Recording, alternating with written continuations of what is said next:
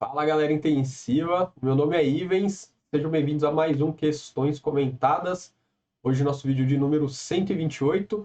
Já começa deixando aquele joinha para me dar aquela ajuda. Clica também aqui na setinha que tem embaixo do vídeo para compartilhar esse vídeo direto lá naqueles seus grupos. E não esquece de se inscrever no canal. Se você já tiver inscrito, traz mais alguém aí para se inscrever e acompanhar junto com a gente. E bora lá ver essas questões de hoje. Bom, a nossa primeira questão de hoje, prova para residência multiprofissional em fisioterapia 2013 lá da UFU, falando sobre síndrome do desconforto respiratório agudo. Por falar nisso, fica de olho no vídeo de amanhã, que eu vou falar aqui sobre as novas definições da síndrome do desconforto respiratório agudo que foram publicadas essa semana, hein? Então fica de olho no vídeo de amanhã que a gente vai falar sobre os novos critérios para definição e diagnóstico da SARA. Então, aqui voltando para a nossa questão, síndrome do desconforto respiratório agudo é uma doença grave. Por mais que novas estratégias surjam, a mortalidade ainda é alta. Com base na afirmativa acima, assinale a alternativa incorreta. Então, ele quer saber quais dessas aqui, né, não está correta.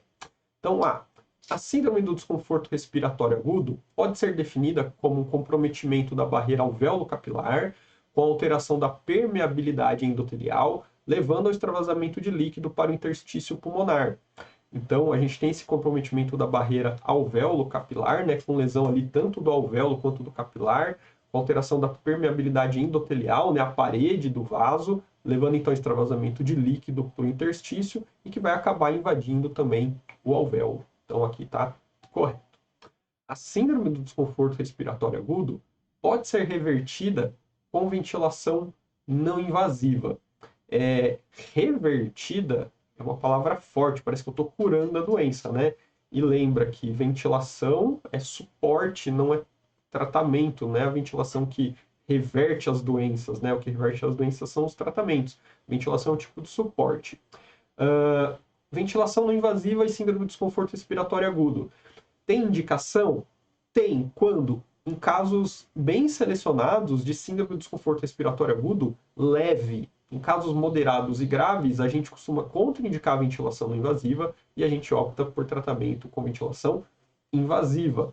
Tá? Vamos fazer assim, ó, meio certo? Vamos segurar aqui com meio certo. C.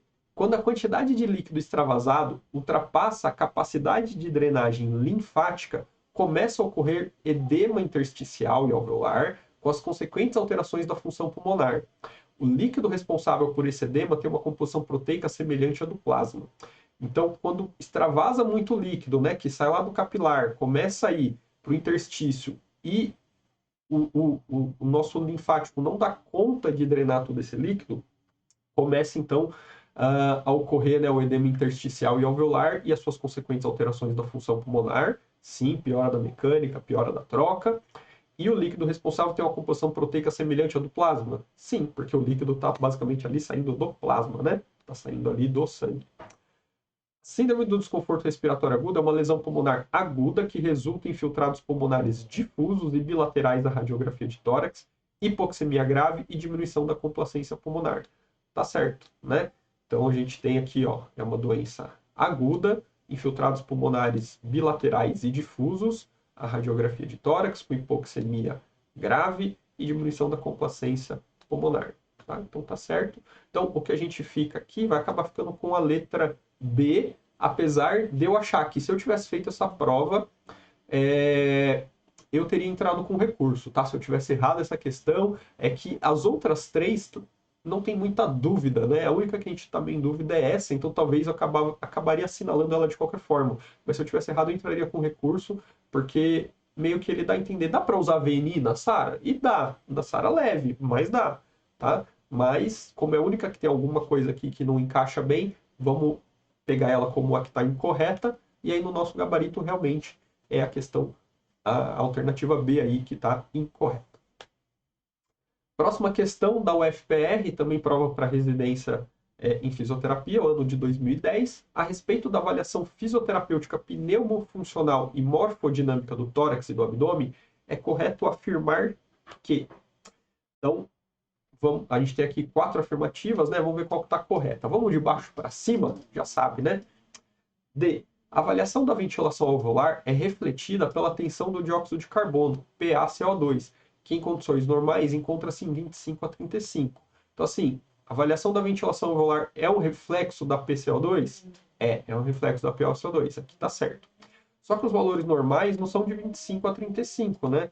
Aqui de 35 a 45. Então, isso aqui está errado nessa, então vamos colocar errado nessa alternativa.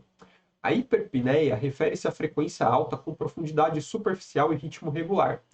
A hiperpneia, ela não só é a frequência alta, como a profundidade dela não é superficial. Ela tem uma grande profundidade, né? Então é um paciente que está respirando mais rápido e mais profundo. Então, não é superficial, é também profunda essa respiração na hiperpneia. Então, aqui, alternativa errada.